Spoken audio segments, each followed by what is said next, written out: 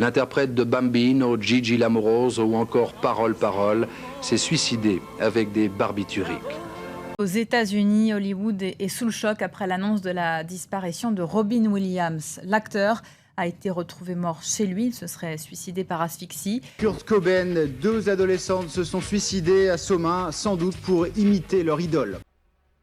Toutes les 40 secondes, une personne se suicide dans le monde. C'est un drame intime, mais qui peut être déclenché par des imitations de suicides de célébrités. Alors, le star system nous influence-t-il à ce point? La pop culture peut-elle tuer? Je suis le docteur Clément Guillet et je vais vous parler de mon livre sur l'effet Werther.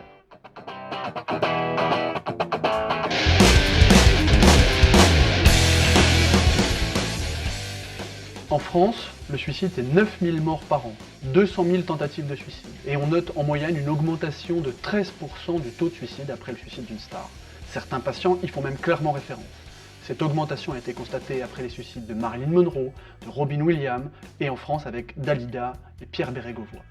Alors les stars lancent des modes, influencent des millions de personnes à travers le monde, mais leur suicide aussi. Messieurs, la mort n'est pas l'ennemi. S'il faut combattre quelque chose, combattons la vraie maladie de ce monde, l'indifférence.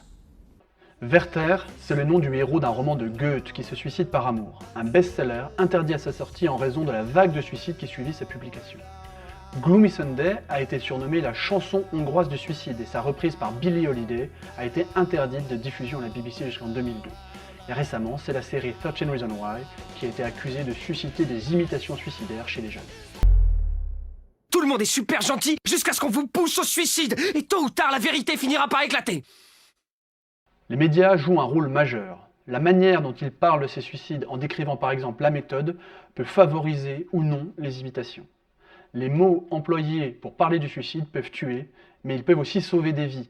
Car il existe l'effet inverse de l'effet Werther, ce sont ces stars qui évoquent comment ils ont surmonté leur crise suicidaire. Et c'est ce qu'a fait récemment Stromae sur TF1.